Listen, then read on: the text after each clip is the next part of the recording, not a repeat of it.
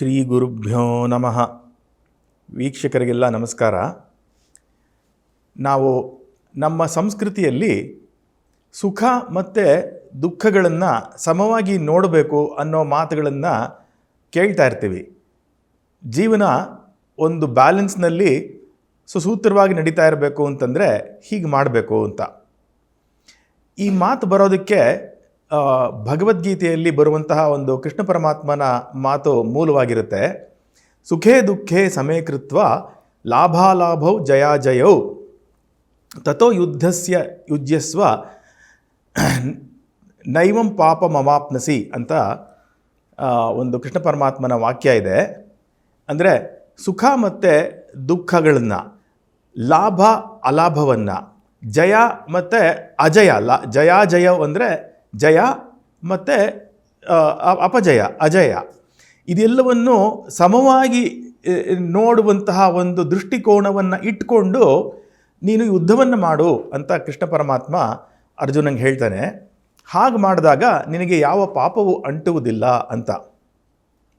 ಇದರ ಮುಂದುವರಿಕೆಯಾಗಿ ಇನ್ನೂ ಒಂದು ಮಾತು ಬರುತ್ತೆ, ಕರ್ಮಣ್ಯೇವಾಧಿಕಾರಸ್ಥೆ ಅಂತ. ಅದನ್ನು ಮುಂದೆ ಗಮನಿಸೋಣ. ಈ ಎರಡು ಒಂದಕ್ಕೊಂದಕ್ಕೆ ಸಂಬಂಧ ಇರುವಂತಹ ಕೆಲವು ಮಾತುಗಳು. ಈಗ ಮೊದಲನೇದಾಗಿ ನಮ್ಮ ಜೀವನದಲ್ಲಿ ಒಂದು ಶಾಂತಿಯನ್ನು ಕಾಣಬೇಕು ಅಂದರೆ ಸುಖೇ ದುಃಖ ಅಂದರೆ ಸುಖ ಮತ್ತು ದುಃಖಗಳನ್ನು ಸಮವಾಗಿ ನೋಡೋದು ಹೇಗೆ ಅಂತ ಪ್ರಶ್ನೆ ಬರುತ್ತೆ. ಇದು ಕೆಲವು ಕಡೆ ಇದು ಅಪಾರ್ಥಕ್ಕೆ ಎಡೆಯಾಗಿ ಜನ ಅದರಿಂದ ಸ್ವಲ್ಪ ಅದನ್ನು ಬೇರೆ ರೀತಿಯಲ್ಲಿ ಅರ್ಥ ಮಾಡ್ಕೊಂಡು ಕಷ್ಟಪಟ್ಟಿರೋದು ಉಂಟು. ಈಗ ಸುಖ ಅಂದ್ರೇನು ಮತ್ತು ದುಃಖ ಅಂದ್ರೇನು ಅಂತ ಸ್ವಲ್ಪ ನೋಡೋಣ. ಈಗ ನಮಗೆ ಒಳ್ಳೆ ಮೃಷ್ಟಾನ್ನ ಭೋಜನ ಸಿಗುತ್ತೆ, ಒಳ್ಳೆ ಊಟ ಸಿಗುತ್ತೆ ಅಂತಂದಾಗ ಅದನ್ನು ನಾವು ಆಸ್ವಾದನೆ ಮಾಡ್ತೀವಿ. ಹಾಗೆ ಆಸ್ವಾದನೆ ಮಾಡಿದಾಗ ನಮಗೆ ಒಂದು ಸುಖ ಸಿಗುತ್ತೆ.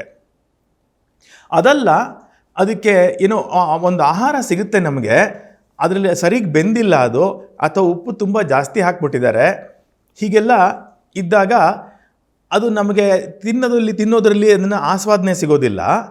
ಆಗ ಒಂದು ಆ ಸುಖ ಉಂಟಾಗೋದಿಲ್ಲ. ಒಳ್ಳೆ ಆಹಾರವನ್ನು ಆಸ್ವಾದನೆ ಮಾಡಿದಂತಹ ಸುಖ ಉಂಟಾಗಲ್ಲ. ಅದರಿಂದ ಅದನ್ನು ದುಃಖ ಅಂತ ಇಟ್ಕೊಳ್ಳೋಣ. ಅಥವಾ ಇನ್ನೂ ಕೆಲವು ಸರ್ತಿ ಬಹಳ ಬಡತನ ಇದ್ದು ಏನೋ ಒಳ್ಳೆ ಆಹಾರನೇ ಸಿಗಲ್ಲ, ಏನೋ ಇದ್ದಿದ್ರಲ್ಲಿ ಸ್ವಲ್ಪ ಬೇಯಿಸ್ಕೊಂಡು ತಿನ್ನಬೇಕು, ಹೀಗೆಲ್ಲ ಬಹಳ ಕಷ್ಟಪಟ್ಟು, ಅಥವಾ ಊಟನೇ ಸಿಗಲ್ಲ ಆಗಂತೂ ಆ ಸುಖ ಎಲ್ಲಿಂದ ಬಂತು? ಅದು ತುಂಬ ದುಃಖ. ಈಗ ಇದು ಎರಡನ್ನೂ ಒಂದೇ ತರಹ ನೋಡೋಕ್ಕಾಗತ್ತಾ? ಇದೆರಡನ್ನೂ ಒಂದೇ ಅಂತ ಕಷ್ಟ ಅಲ್ವಾ? ಅದೇ ರೀತಿ ನಾವು ಒಂದು ಪರೀಕ್ಷೆ ಬರಿತೇವೆ. ಆ ಪರೀಕ್ಷೆಯಲ್ಲಿ ಚೆನ್ನಾಗಿ ಬರೆದು ಚೆನ್ನಾಗಿ ಮಾರ್ಕ್ಸ್ ಸಿಕ್ತು ಅಂತಂದರೆ ನಾವು ತೇರ್ಗಡೆಯಾಗಿ ಅದರಿಂದ ಒಂದು ಸಂತೋಷ ಆಗುತ್ತೆ. ಅದನ್ನು ಸುಖ ಅಂತ ಇಟ್ಕೊಳ್ಳೋಣ, ಅಥವಾ ಅದನ್ನು ಒಂದು ಜಯ ಅಂತ ಇಟ್ಕೊಳ್ಳೋಣ. ಅಥವಾ ನಾವು ಚೆನ್ನಾಗಿ ಪ್ರಿಪೇರ್ ಆಗಿರ್ತೀವಿ, ಆದರೂ ಸಹ ಪರೀಕ್ಷೆಯಲ್ಲಿ ಫೇಲ್ ಆಗಿ ಹೋಗ್ತೀವಿ, ಅದನ್ನು ಅಜಯ ಅಂತ ಇಟ್ಕೊಳ್ಳೋಣ. ಇದೆರಡು ಒಂದೇ ಅಂತ ಅಂದ್ಕೊಳ್ಳೋಕ್ಕಾಗತ್ತಾ? ಪರೀಕ್ಷೆಯಲ್ಲಿ ಪಾಸ್ ಆಗದೇ ಇದ್ದರೆ ಬೇಜಾರು ಮಾಡ್ಕೋಬಾರ್ದಾ ಹಾಗಿದ್ರೆ ಅಂತ ಅಂದರೆ ಮತ್ತೆ ಇದನ್ನು ಅರ್ಥ ಮಾಡ್ಕೊಳ್ಳೋದು ಕಷ್ಟ. ಅಥವಾ ಯಾವುದೋ ಒಂದು ನಾವು ಹೂಡಿಕೆ ಮಾಡಿರ್ತೀವಿ, ನಾವು ಎಲ್ಲೋ ಒಂದು ಬೀಜ ಬಿತ್ತಿರ್ತೀವಿ, ಅದು ಫಸಲು ಬರಬೇಕು ಅಂತ. ಆ ಫಸಲು ಬಂದರೆ ಅದನ್ನು ನಾವು ಮಾರುಕಟ್ಟೆಯಲ್ಲಿ ಮಾರಿ ಅದರಿಂದ ನಮಗೆ ಜೀವನಕ್ಕೆ ಬೇಕಾದಂತಹ ಒಂದು ಹಣವನ್ನು ಗಳಿಸಬಹುದು. ನಾವು ಹೂಡಿಕೆ ಮಾಡಿರ್ತೀವಿ, ಅದರಿಂದ ನಮಗೆ ಫಸಲು ಚೆನ್ನಾಗಿ ಬಂದು ನಮಗೆ ಗಳಿಕೆ ಆಯಿತು ಅಂತಂದರೆ ಒಂದು ಸಂತೋಷ ಆಗುತ್ತೆ, ಅದು ಲಾಭ. ಇಲ್ಲ, ಏನೋ ಪ್ರಕೃತಿ ವಿಕೋಪದ ಕಾರಣ ಮಳೆ ತುಂಬ ಬಂದ್ಬಿಡ್ತು ಅಂತನೋ, ಅಥವಾ ಮಳೆನೇ ಬರಲಿಲ್ವೋ, ಹೀಗೆಲ್ಲ ಆಗಿ ಒಂದು ಬೆಳೆ ನಷ್ಟ ಆಗೋಯ್ತು ಅಂತಂದರೆ ನಮಗೆ ವರಮಾನ ಇರಲ್ಲ, ಮುಂದೆ ಜೀವನ ಗತಿ ಏನಪ್ಪ ಅನ್ನೋ ತರಹ ಒಂದು ಪ್ರಶ್ನೆ ಇರುತ್ತೆ. ಆಗ ಅದನ್ನು ನಷ್ಟ ಅಂತ ಹೇಳಬಹುದು, ಅಥವಾ ಅಲಾಭ ಅಂತ ಹೇಳ್ಬೋದು. ಇದು ಎರಡನ್ನೂ ಒಂದೇ ಅಂತ ನೋಡ್ಬೋದಾ ನಾವು ಅಂತ ಕೇಳಿದ್ರೆ ಆಗಲ್ಲ. ಹಾಗಿದ್ರೆ ಈ ಸುಖ ಮತ್ತು ದುಃಖ ಅನ್ನೋದರ ಒಂದು ಸಮವಾಗಿ ನೋಡೋದು ಅನ್ನೋದೊಂದು ಅರ್ಥ ಏನು ಅಂತ ಇಲ್ಲಿ ಒಂದು ಪ್ರಶ್ನೆ ಬರುತ್ತೆ. ಹಾಗೆ ಎರಡನೇದಾಗಿ ಕೆಲವರು ಇದನ್ನು ಬೇರೆ ಬೇರೆ ರೀತಿಯಲ್ಲಿ ಅರ್ಥ ಮಾಡಿಕೊಂಡು ಒಂದು ಡ್ರೈ, ರಸಹೀನವಾದ ಜೀವನ ಮಾಡೋದನ್ನು ನಾವು ನೋಡ್ತೇವೆ. ಅಂತಹ ಕೆಲವು ವ್ಯಕ್ತಿಗಳನ್ನು ನೋಡಿಬಿಟ್ಟು ಬೇರೆಯವರು ಇವ್ರು ಯಾರೋ ಇದೆಲ್ಲ ಆ ಸುಖೇ ದುಃಖೇ ಸಮಕೃತ್ವ ಅನ್ನೋದನ್ನು ಬೇರೆಯಾಗಿ ಅರ್ಥ ಮಾಡ್ಕೊಂಡು ಏನೋ ಒಂದು ರೀತಿ ವಿಚಿತ್ರವಾಗಿರೋದನ್ನು ನೋಡಿಬಿಟ್ಟು ಜನಗಳಿಗೆ ಅಧ್ಯಾತ್ಮ ಅಂದರೆ ಹೀಗಿರ್ಬೇಕಾ, ಹಾಗೆ ನಮ್ಗೆ ಅಧ್ಯಾತ್ಮನೇ ಬೇಡಪ್ಪ ಅನ್ನೋ ತರಹ. ಅಂದರೆ ಯಾವುದಕ್ಕೂ ಪ್ರತಿಕ್ರಿಯಿಸದೆ ಒಂಥರ ರಸಹೀನವಾದ ಜೀವನ ಮಾಡೋದು. ಈಗ ಅವರು ಯಾವುದಾದ್ರು ಒಂದು ಸಂತೋಷ ಪಡುವಂತಹ ವಿಚಾರ ಇದ್ದರೆ ಇದು ಸುಖ ದುಃಖ ಎರಡನ್ನೂ ಸಮವಾಗಿ ನೋಡಬೇಕಲ್ಲ, ಅದರಿಂದ ಅದಕ್ಕೆ ಸಂತೋಷ ಪಡದೇ ಇರೋದು ಒಂಥರ. ಆಮೇಲೆ ದುಃಖ ಬಂದಾಗ ಅವಾಗ ದುಃಖ ಪಡದೇ ಇರೋದು ಅಂತ ಡ್ರೈ ಆಗಿ ಭಾವನೆನೇ ಇಲ್ಲದೆ ಇರುವಂತಹ ಒಂದು ರಸಹೀನವಾದ ನೃತ್ಯವನ್ನು ತಂದುಕೊಂಡ್ಬಿಟ್ಟು ನಾವು ಸುಖ ದುಃಖ ಸಮಕೃತ ಮಾಡ್ಕೊಂಡಿದ್ದೀನಿ ಅಂತ ಅನ್ಕೋತಾರೆ. ಹಾಗಾದು ಅಂತಂದರೆ ಇಲ್ಲ, ಅದರಿಂದನೂ ಒಂದು ನಮಗೆ ಫಲ ಸಿಗೋದಿಲ್ಲ, ಜೀವನದಲ್ಲಿ ಒಂದು ಬ್ಯಾಲೆನ್ಸ್ ಸಿಗೋದಿಲ್ಲ, ಜೀವನದಲ್ಲಿ ರಸ ಇರಬೇಕು, ಸಂತೋಷ ಇರಬೇಕು. ಹಾಗಿದ್ರೆ ಸುಖ ದುಃಖ ಸಮಯಕೃತ್ವ ಅನ್ನೋದನ್ನು ಹೇಗೆ ಅರ್ಥ ಮಾಡ್ಕೊಳ್ಳೋದು ಅಂತ ಕೇಳಿದ್ರೆ ಅದಕ್ಕೆ ಶ್ರೀರಂಗ ಮಹಾಗುರುಗಳ ಒಂದು ಚಿಂತನಾ ಸರಣಿಯಲ್ಲಿ ಅದಕ್ಕೆ ನಮಗೆ ಒಂದು ಸ್ಪಷ್ಟತೆ ಸಿಗುತ್ತೆ, ಉತ್ತರ ಸಿಗುತ್ತೆ. ಶ್ರೀರಂಗ ಮಹಾಗುರುಗಳ ಶಿಷ್ಯವರ್ಗದಲ್ಲಿ ಬರುವ ಶ್ರೀ ಶಂಕರನಾರಾಯಣ ಜೋಯಿಸರು ಅನ್ನುವ ವಿದ್ವಾಂಸರು ಇದಕ್ಕೆ ಸ್ಪಷ್ಟತೆಯನ್ನು ಕೊಟ್ಟಿದ್ದಾರೆ. ಇಲ್ಲಿ ಸುಖೇ ದುಃಖೇ ಸಮಯಕೃತ್ವ ಅಂತಂದರೆ ಆ ಸುಖ ದುಃಖಗಳಿಗೆ ಅಂಟಿಕೊಳ್ಳದೇ ಇರುವುದು ಅಂತ. ಎರಡಕ್ಕೂ ಅಂಟಿಕೊಳ್ಳಲ್ಲ ನಾವು ಅಂತಂದಾಗ ಅಲ್ಲಿ ಒಂದು ಸಮತೆ ಇರುತ್ತೆ. ಸುಖ ಬಂದಾಗ ಸುಖವನ್ನು ಅನುಭವಿಸ್ತೀವಿ, ಆದರೆ ಅದಕ್ಕೆ ಅಂಟ್ಕೊಳ್ಳಲ್ಲ, ಅದ್ರ ಬಗ್ಗೆ ನಿರೀಕ್ಷೆ ಇರಲ್ಲ. ದುಃಖ ಬಂದಾಗ ಅದಕ್ಕೆ ದುಃಖ ಅನುಭವಿಸ್ಬೇಕಾಗುತ್ತೆ, ಆದರೆ ಅದಕ್ಕೆ ಅಂಟ್ಕೊಳ್ಳಲ್ಲ. ಈಗ ಅದನ್ನು ಹೇಗೆ ಅರ್ಥ ಮಾಡ್ಕೊಳ್ಳೋದು ಅಂತಂದರೆ, ಈಗ ನಮಗೆ ಒಂದು ದಿನ ಒಂದು ಮೃಷ್ಟಾನ್ನ ಭೋಜನ ಸಿಕ್ತು. ಆ ಭೋಜನ ಸಿಕ್ಕಿದಾಗ ಅದನ್ನು ಆಸ್ವಾದನೆ ಮಾಡಬಾರ್ದು, ಸಂತೋಷ ಪಡಬಾರ್ದು ಅಂತ ಯಾರು ಹೇಳಲ್ಲ. ಅದನ್ನು ಸಂತೋಷ ಪಡಿ, ಸುಖವನ್ನು ಅನುಭವಿಸಿ. ಆದರೆ ಅಲ್ಲಿಗೆ ಅದ್ರ ಕೆಲಸ ಮುಗೀತು. ಅದಕ್ಕೆ ಮನಸ್ಸು ಅಂಟ್ಕೊಂಡು ಮತ್ತೆ ನನಗೆ ಅದೇ ರೀತಿಯಾದ ಭೋಜನವೇ ಸಿಗಬೇಕು, ಅದೇ ರೀತಿಯ ಅನುಭವವೇ ಸಿಗಬೇಕು ಅಂತ ಮನಸ್ಸಿಗೆ ಅದಕ್ಕೆ ಅಂಟ್ಕೊಂಡಾಗ ಆಗ ಅದಕ್ಕೆ ತಕ್ಕಂತಹ ಒಂದು ಕರ್ಮ ಉಂಟಾಗುತ್ತೆ. ಮತ್ತು ಅದು ಸಿಗದೇ ಇದ್ದಾಗ ಅದಕ್ಕೆ ಅದರಿಂದ ಆಗುವಂತಹ ಒಂದು ದುಃಖ ಇರುತ್ತೆ. ಹೀಗಾಗಿ ಅದಕ್ಕೆ ಮನಸ್ಸು ಅಂಟಿಸ್ಕೊಂಡ್ಬೇಡಿ, ಆಗೇನು ಒಂದು ಸುಖ ಅನುಭವಿಸ್ತೀರೋ ಅದನ್ನು ಅನುಭವ ಮಾಡಿ ಅಂತ. ಹಾಗೆ ಯಾರೋ ಏನೋ ನಮಗೆ ಬೈದ್ಬಿಟ್ರು ಅಥವಾ ಏನೋ ಒಂದು ಕೆಟ್ಟ ಅನುಭವ ಆಯಿತು, ಅದರಿಂದ ದುಃಖ ಉಂಟಾಯಿತು, ಅದಕ್ಕೂ ಅವಾಗ ಅದರಿಂದ ಏನು ಬೇಜಾರಾಯಿತೋ ಅದನ್ನು ಬೇಜಾರೇ ಮಾಡ್ಕೋಬಾರ್ದು ಅಂತ ಅಲ್ಲ. ಅದರಿಂದ ಬೇಸರ ಆದರೆ ಆಯಿತು ಅಂತ ಅಷ್ಟೇ. ಆದರೆ ಅದಕ್ಕೆ ಅಂಟ್ಕೋಬಾರ್ದು. ನೋಡಿ ಹೀಗಾಯಿತು ಹಾಗಾಯಿತು, ಅದರಿಂದ ಹಾಗೆ ಮಾಡಿಬಿಡ್ತೀನಿ, ಇದರಿಂದ ಹೀಗೆ ಮಾಡಿಬಿಡ್ತೀನಿ, ಇನ್ನು ಮುಂದೆ ಹೀಗಾಗದೇ ಇರೋದಕ್ಕೆ ಹೀಗೆ ಮಾಡ್ತೀನಿ ಅಂತ ಅದರಿಂದ ಉಂಟಾಗುವ ಒಂದು ಕರ್ಮ ಪರಂಪರೆಯನ್ನು ಅವಾಯ್ಡ್ ಮಾಡಬೇಕು.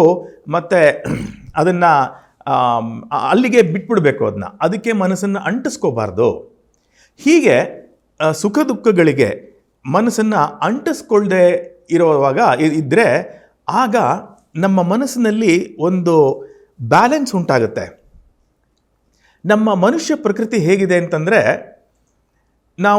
ನಮ್ಮಲ್ಲಿ ಒಂದು ಸಂತೋಷ, ನೆಮ್ಮದಿ, ಶಾಂತಿ ಅನ್ನೋದೆಲ್ಲ ನಮಗೆ ಸಹಜವಾಗಿರುತ್ತೆ ನಮ್ಮಲ್ಲಿ. ಇದನ್ನು ನಾವು ಚಿಕ್ಕ ಮಕ್ಕಳಲ್ಲೇ ನೋಡಬಹುದು. ಚಿಕ್ಕ ಮಕ್ಕಳಲ್ಲಿ ಅವ್ರಿಗೆ ಏನು ಆಟದ ಸಾಮಾನು, ಇನ್ನೊಂದು ತಿನ್ನೋ ಪದಾರ್ಥ, ಇನ್ನೇನು ಇಲ್ಲದೆ ಇದ್ದರೂ ತಾವಾಗಿ ಆನಂದದಿಂದ ಒಂಥರ ನಲಿತಾ ಇರ್ತಾರೆ ಅವರು. ತಾವು ಗಮನಿಸಿ ಅದನ್ನ.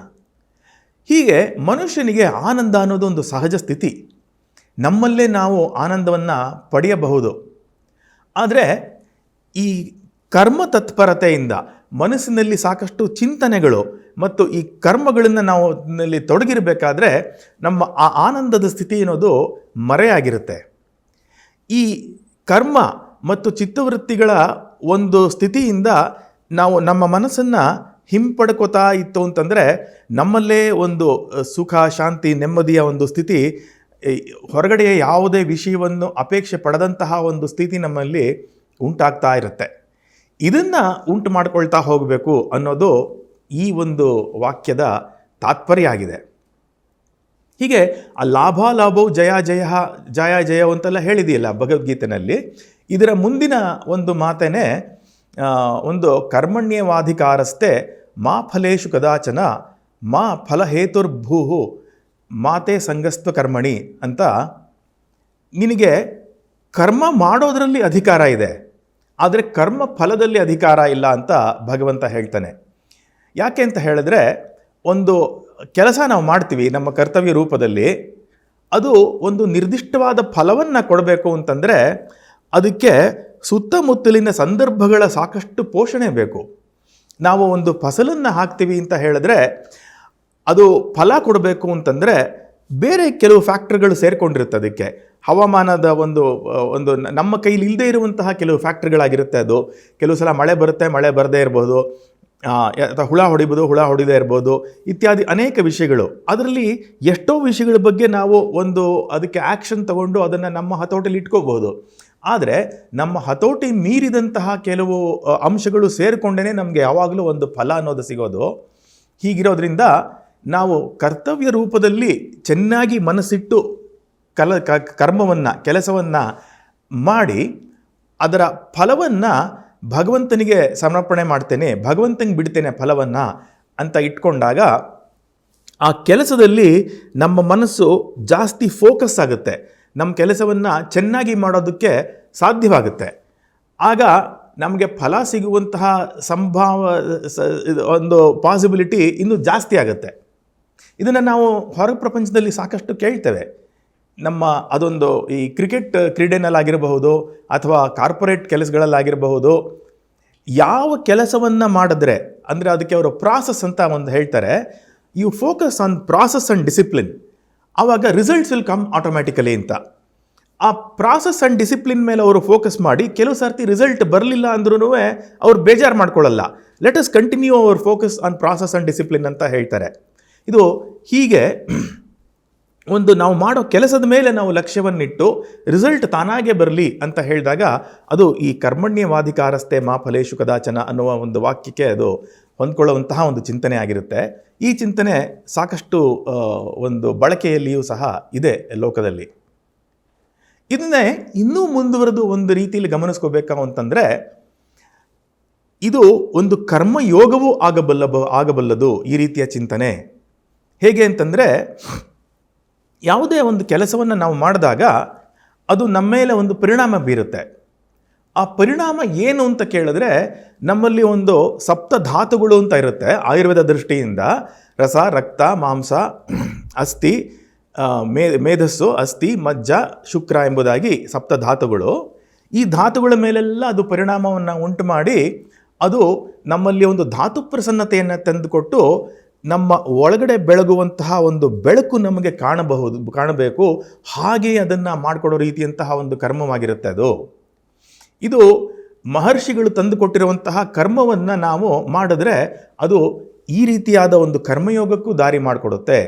ಮಹರ್ಷಿಗಳು ನಮಗೆ ಹಾಕಿಕೊಟ್ಟಿರುವ ಕರ್ಮದಲ್ಲಿ ನಾವು ಈ ಸುಖೇ ದುಃಖೇ ಸಮಯಕೃತ್ವ ಮತ್ತು ಕರ್ಮಣ್ಯವಾಧಿಕಾರಸ್ಥೆ ಮಾ ಫಲೇಷು ಕದಾಚನ ಅಂತ ಭಗವಂತ ಹೇಳಿರುವಂತಹ ಮಾತುಗಳನ್ನು ಸ್ಪಿರಿಟ್ ಇಟ್ಕೊಂಡು ಮಹರ್ಷಿಗಳ ಕರ್ಮವನ್ನು ಹೇಳಿರುವಂತಹ ಕರ್ಮವನ್ನು ಆಚರಣೆ ಮಾಡಿದ್ರೆ ಅದು ಕರ್ಮಯೋಗಕ್ಕೆ ದಾರಿ ಮಾಡಿಕೊಟ್ಟು ನಮಗೆ ಒಂದು ಬೆಳಕಿನ ದರ್ಶನವನ್ನೇ ಉಂಟು ಮಾಡಬಲ್ಲಬಹುದು ಅಂತಹ ಒಂದು ವಿಷಯ ಇದೆ. ಹೀಗೆ ವೀಕ್ಷಕರೇ, ಈ ಭಗವದ್ಗೀತಾ ತಾತ್ಪರ್ಯವನ್ನು ಮನಸ್ಸಿನಲ್ಲಿಟ್ಕೊಂಡು ನಾವು ಜೀವನ ಮಾಡಿ ಬೆಳಕನ್ನು ಕಾಣುವಂತಾಗೋಣ ಅಂತ ಹೇಳಿ ನನ್ನ ಈ ಮಾತನ್ನು ಕೃಷ್ಣಾರ್ಪಣ ಮಾಡ್ತೇನೆ. ಕೃಷ್ಣಾರ್ಪಣಮಸ್ತು.